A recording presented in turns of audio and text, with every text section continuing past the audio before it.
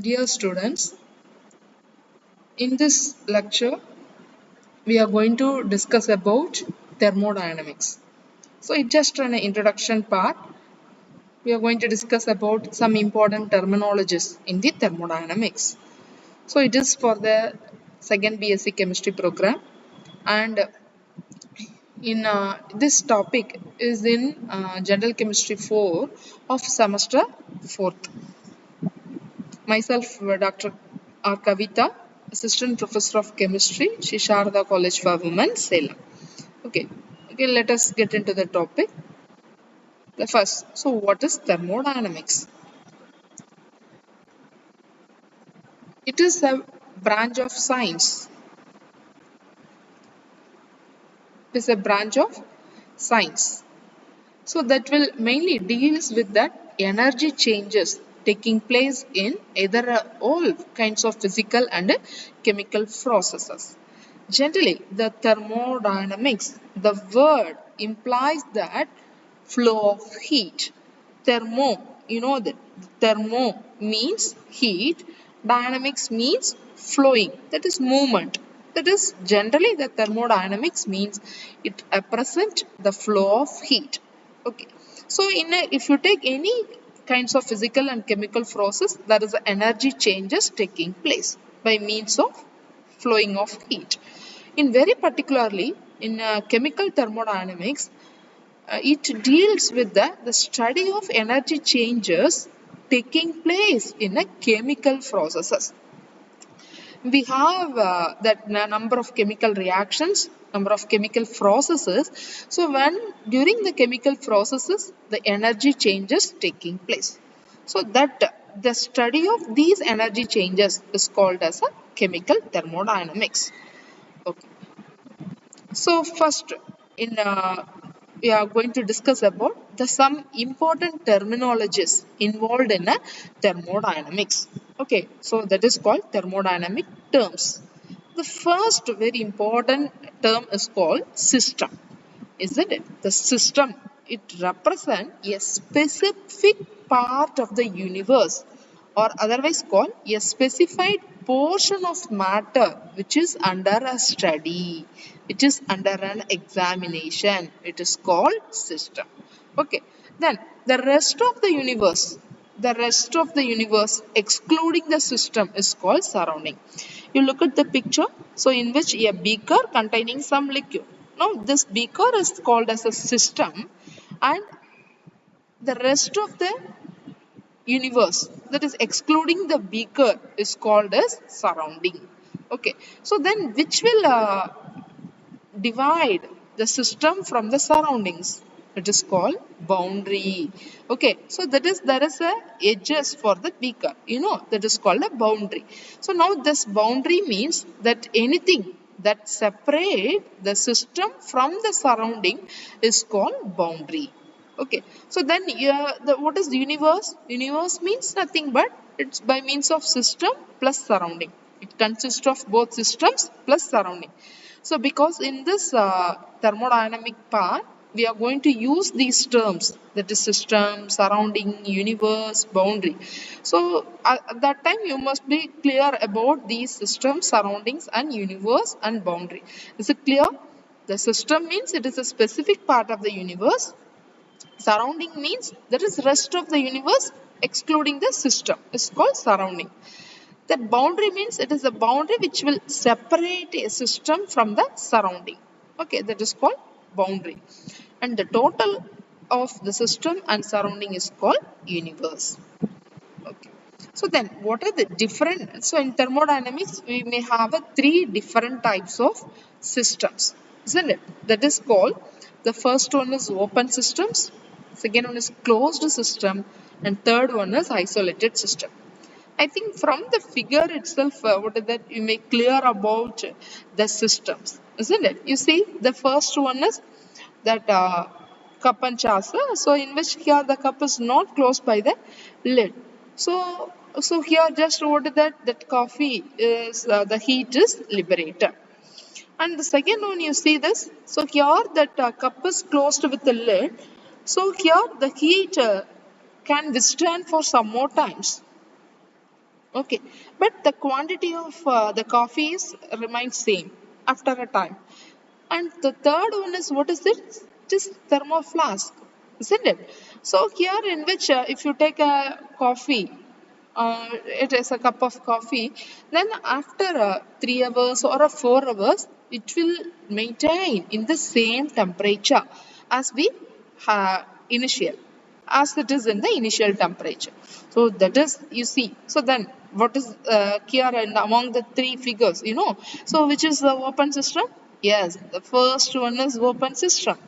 The second one is closed system. And the third one is isolated system. It is just isolated from the surrounding. It is isolated from the surrounding. You see, the first one, open system. So here what is it? Even you can add some more volume of coffee into it. Okay, that is, it can exchange both heat as well as mass. Heat as well as mass. It is, the heat is exchanged after some time. What is that? The coffee get cooled, isn't it? As well as you can also increase the volume of coffee, so it can exchange both mass as well as heat. In the second system, you see, so in which it is closed by the lid, so there is no chance for adding some more volumes of coffee. Simply, what is that the heat is exchanged from the system, so that the heat is exchanged to the surrounding. And the third one is isolated, in which it neither energy nor matter, so it never exchange energy as well as matter with the surroundings. Okay, so let us discuss in detail about these three systems. The first, open system.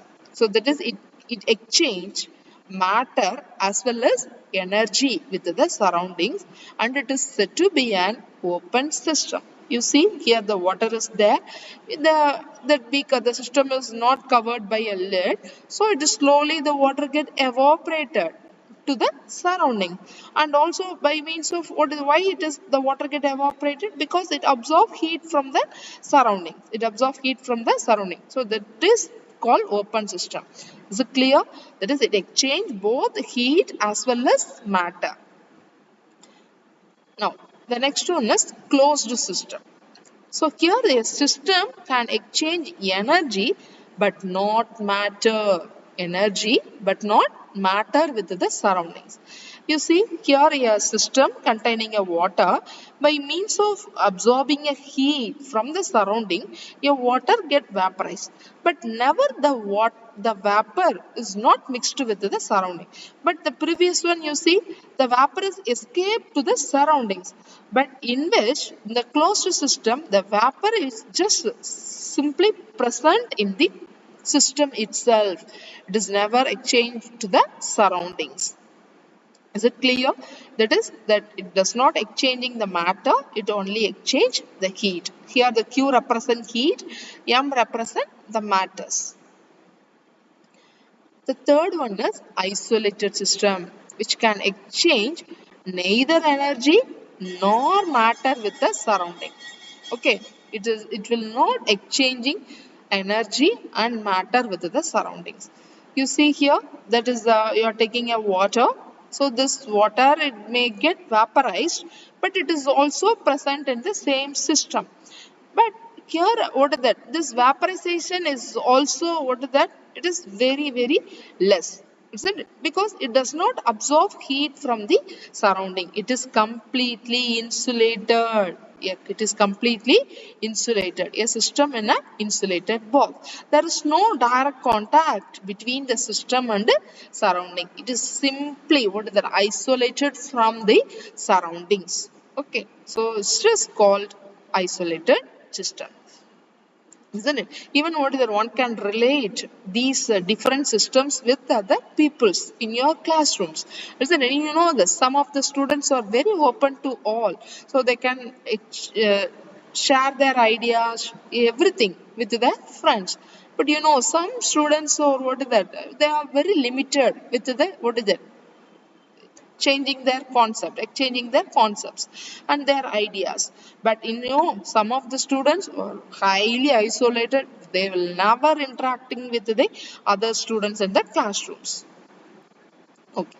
In addition to that, the three different systems, as we discussed, open, closed, and isolated, we have two more systems called homogeneous and heterogeneous. It is common for all the chemistry, So you know very well about that homogeneous and a heterogeneous system.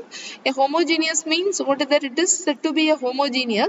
It is completely uniform throughout it. For example, a pure solid or a liquid or a solution, and that mixture of gases also.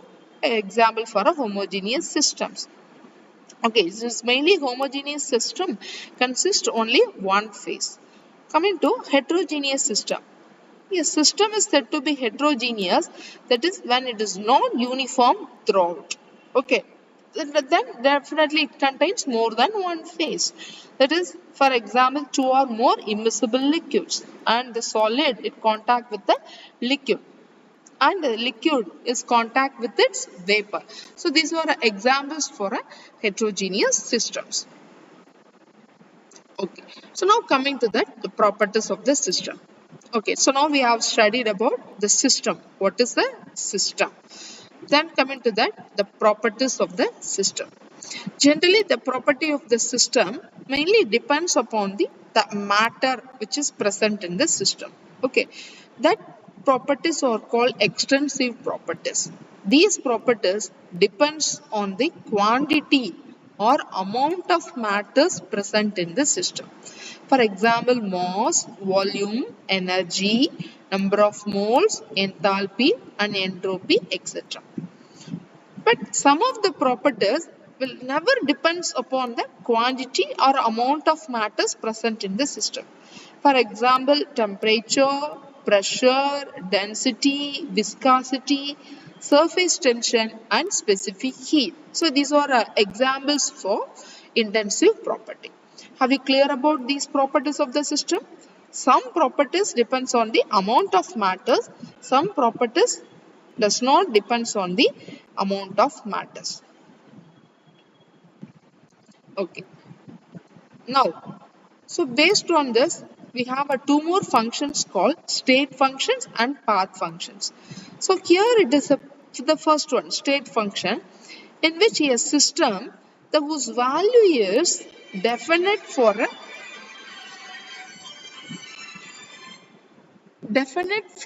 particular state of the system. It depends only on the initial and final state of the system. For example, internal energy, enthalpy, entropy, Gibbs free energy, temperature, pressure and volume. Okay, but you see some of the properties like work done and heat, it depends on the path in which it followed. For example, when a system passes from one state to another state, it depends on the nature of the path it followed. It does not depends on the initial and the final state of the system. Okay. So then what is the thermodynamic processes? Now you see a system. We studied about the system. Now the system undergo some changes. A system undergo some changes. That changes is called processes. The changes is called processes. The first one is isothermal process. So here the process that occur at a constant temperature. The process that occur at a constant temperature. That is, the heat is exchanged with the surrounding to ensure the temperature remains constant. The temperature remains constant.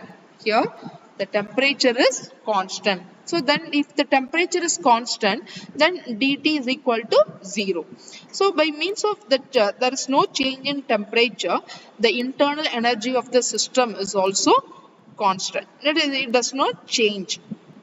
For example, the slow compression or expansion of a gas in a cylinder is a very good example for an isothermal process.